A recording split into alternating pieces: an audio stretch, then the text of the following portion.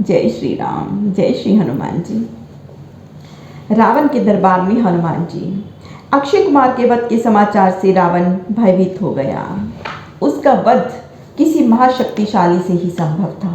स्पष्ट था कि वह वानर या जो भी वह था किसी अत्यंत विकट योद्धा के ही वश में आ सकता था। इसीलिए उसने मेघ के समान ध्वनि करने वाले इंद्र को भी जीत लेने वाले महापराक्रमी और माया युद्ध में प्रवीण अपने पुत्र मेघनाथ को बुलाया और सब वृत्तांत सुनाकर कहा, हे पुत्र, वह कोई अति विशिष्ट शक्तियों से संपन्न मायावी वानर है। तुम ही जाओ और उसकी खबर लो। वह किसी और के वश में नहीं आने वाला। मेघनाथ ने सिर झुकाकर कहा, पिताश्री, आपको कुछ भी चिंता नहीं करनी चाहिए। वह जो भी हो, मैं उसे जीवित ही पकड़कर आपके समक्ष उपस्थित करता हूँ। वाल्मीकि रामायण के अनुसार मेघनाथ सिंहों से जुते रथ पर अकेला ही चला आया था। हनुमान जी उसके तेज साहस व आत्मविश्वास को देखते ही समझ गए कि वह एक दारुण योद्धा है। वास्तव में वही उनकी टक्कर का है। युद्ध तो अब होगा। अब तक तो हनुमान जी के लिए सब खेल ही था। अतः उन्होंने किटकिटाकर सभी दिशाओं को कंपा देने वाली भयंकर गर्जना की और मेघनाथ पर टूट पड़े। मेघनाथ भी उनसे भिड़ गया, जैसे दो गजराज या पर्वत एक दूसरे से आ टकराए हों। जैसे तूफान का सामना भूचाल से हो जाए, वहां उपस्थित अन्य योद्धा और आकाश में स्थित देवगण सब भूलकर उन्हीं का युद्ध कौशल देखने लगे। मेघनाथ ने हनुमान जी को घायल किया, हनुमान जी ने मेघनाथ को घायल किया। दोनों में से कोई पीछे हटने को तैयार नहीं था। दोनों ही एक दूसरे को परास्त नहीं कर पा रहे थे। अंततः हनुमान जी को मेघनाथ ने माया के प्रयोग से कठिनाई में डालने का प्रयास किया। हनुमान जी उसकी माया के प्रभाव में भी न आए। विशुद्ध विज्ञान कभी माया से भ्रमित नहीं होता। उन्होंने अवसर पाकर मेघनाथ की छाती पर मुष्टि का प्रहार किया और कूदकर पेड़ पर चढ़ गए। मेघनाथ उस घन के समान विकट घूंसे के प्रहार से क्षण भर के लिए मूर्छित हो गया, परंतु शीघ्र ही उसने स्वयं को संभाला। शत्रु को अन्य उपायों से पराजित न होते देखकर उसने दिव्यास्त्रों के प्रयोग का निश्चय किया और हनुमान जी को ब्रह्म शक्ति से बांधकर विवश कर देने के उद्देश्य से उन पर ब्रह्मास्त्र का प्रयोग किया। हनुमान जी को बाल्यकाल में ही ब्रह्मचर्य से निष्प्रभावित रहने का वरदान स्वयं ब्रह्मा जी दे चुके थे। फिर भी यदि हनुमान जी उस अस्त्र के प्रभाव को स्वीकार न करते तो ब्रह्मा के अस्त्र की मर्यादा नष्ट होती। इसके अतिरिक्त रावण का सैन्य बल तो वे तोल चुके थे। उसके अनेकों बलवान व पराक्रमी योद्धाओं का वध करके अपना पर्याप्त आतंक भी व्याप्त कर चुके थे और उनका उद्देश्य इसी बहाने रावण को भी देख लेना था। उसे वे दरबार में जाकर ही श्री राम की ओर से संदेश व चेतावनी दे सकते थे। दूत होने के नाते यह उनका दायित्व भी था। इसीलिए हनुमान जी ने ब्रह्मपाश के प्रति समर्पण करके स्वयं को उस पाश में बंध जाने दिया। यदि खतरा होता और आवश्यकता पड़ती तो वे जब चाहे उससे मुक्त हो सकते थे। इसीलिए उन्होंने विवश हो जाने का अभिनय किया और पाश में बंध गए। मेघनाथ अपने विजय के गर्व में भरकर उनको दरबार में ले गया और रावण से कहा, पिताश्री, आपके अपराधी इस उत्पाती वानर को मैं बांध लाया हूँ।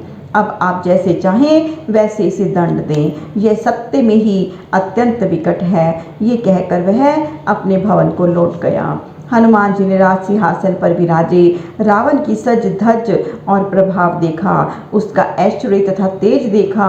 रात्रि में सोते हुए रावण की अपेक्षा यहाँ आभूषण आदि से सुसज्जित रावण कहीं अधिक प्रभावशाली और तेजस्वी लग रहा था। हनुमान जी को सामने बंधा देखकर उसके क्रुद्ध मुख पर अभिमान और गर्व के भाव उभरे।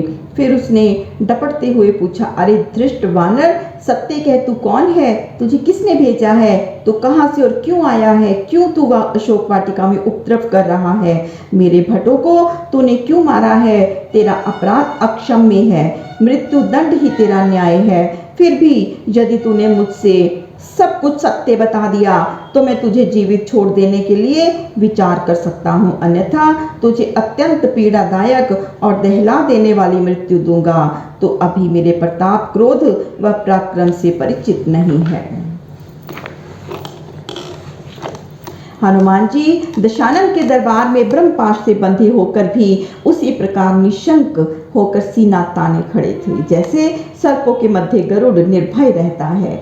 उन्होंने रावण की आंखों में आंखें डालकर कहा, मैं वानर हूँ, चपलता मेरा स्वभाव है। भूख लगी हुई थी तो मैंने वाटिका के वृक्षों से फल तोड़कर खा लिए। आपके पहरेदारों ने इस पर मुझे मारना चाहा तो मुझे अपने प्राण बचाने के लिए उनको मारना पड़ा। अपने जीवन से किस प्राणी को मोह नहीं होता? कौन जीवित नहीं रहना चाहता? ही राजन, अपने जीवन की रक्षा तो सबका कर्तव्य भी है और अधिकार भी। मेरा कुछ भी अपराध नहीं है, फिर भी तुम्हारा यह पुत्र मुझे यहाँ पर बांध कर लाया है। रावण ने हंसते हुए कहा, अरे वानर, तू बलवान और पराक्रमी ही नहीं, बुद्धिमान और तर्क करने में भी कुशल है। पर ये बता, तू है कौन? यहाँ क्यों आया है? मेरे किस शत्रु ने तुझे यहाँ भेजने का दुस्साहस और मूर्खता की है? क्या तुझे विदित नहीं था कि तू किसके यहाँ चला आ रहा है? लंकेश दशानन रावण के साम्राज्य में आकर उत्पात करने का साहस तुझे किस प्रकार हुआ? हनुमान जी ने निर्भयता पूर्वक कहा, हे रावण, मैं प्रभु श्री राम का दूत हनुमान हूँ। उनका यह संदेश तुम तक पहुंचाने आया हूँ कि यदि तुमने सीता जी को उन्हें सकुशल न लौटा दिया तो तुमको तुम्हारे इस साम्राज्य सहित विनष्ट कर दिया जाएगा। यह उनकी उदारता और महानता है कि आक्रमण न करके उन्होंने पहले तुम्हारे पास दूत के रूप में मुझे भेजा है। रही बात मेरी, तो मेरे स्वामी श्री राम के आशीर्वाद से मुझे कहीं कभी किसी का भी भय नहीं है। यहाँ दरबार में भी तुमको संदेश देने के लिए ही मैं इस प्रकार बंद कर स्वेच्छा से आया हूँ। अतः मेरे साहस और सामर्थ्य की बात छोड़कर तुम प्रभु राम के संदेश पर ध्यान दो और तदनुसार ही कार्य करके अपनी व अपने साम्राज्य की रक्षा करो। अन्यथा महाबली बाली को एक ही बाण से मार डालने वाले प्रभु राम के तीक्ष्ण बाणों से तुमको ब्रह्मांड में कहीं छिपने के लिए स्थान नहीं मिलेगा।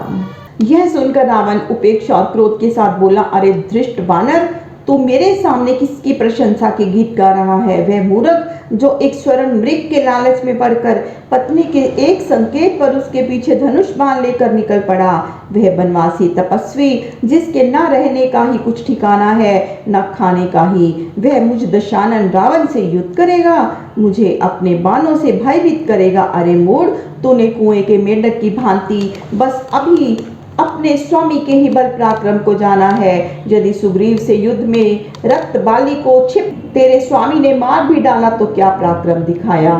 तृष्णा और खरदूषण जैसों का ही वध करके क्या वह रावण से टकराने का साहस कर बैठा है?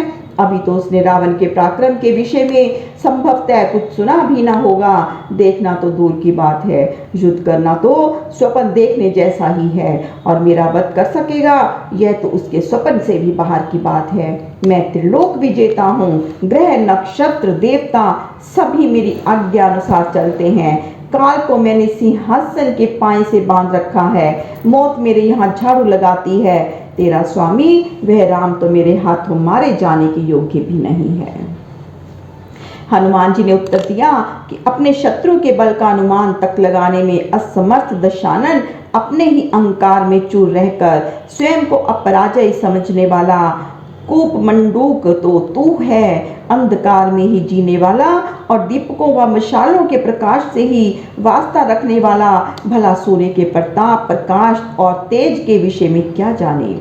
प्रभु राम की प्रभुता का तो अनुमान भी लगाने के योग्य नहीं है। वे साक्षात परमेश्वर हैं जो मनुष्य रूप में पधारे हैं, उनके लिए कुछ भी असंभव नहीं है। ब्रह्मांड में उनके जैसा तो क्या उनके आसपास का कहलाने योग्य भी कोई नहीं है, तो उनसे श्रेष्ठ तो कोई हो भी नहीं सकता। रही बात तेरे पराक्रम की, तो तेरा यश मैंने बहुत सुना हुआ है।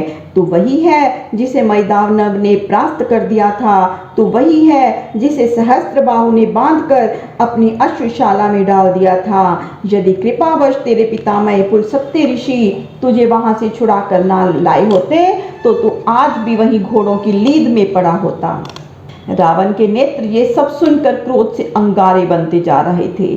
सभासदों के हाथ अपनी तलवारों की मुठों पर चले गए थे। प्रहस्त ने तो खड़े होकर चेतावनी भी दे दी, अरे उद्दंड बानर, अपनी जीवा पर अंकुश लगा, अन्यथा इसमें गांठ लगा दूंगा और इस जीवा को धारण करने वाला तेरा यह शीश तेरे कंधों पर टिका नहीं रह सकेगा।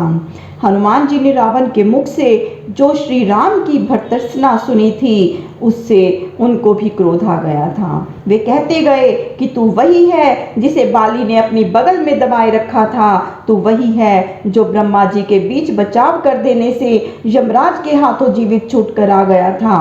तेरे पराक्रम का क्या कहना यदि तू पुलस्त्य महर्षि का पुत्र और विश्व ऋषि का पुत्र ना रहा होता तो राक्षसी कैकसी थे उत्पन्न, तुझ अधम राक्षस को भला पूछता ही कौन।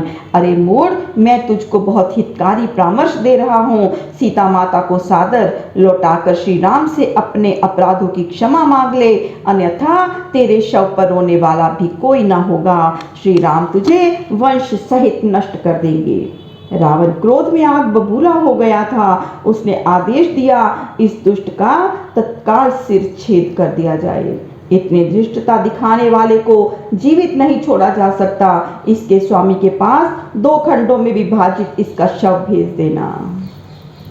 जय श्री राम, जय श्री हनुमान जी।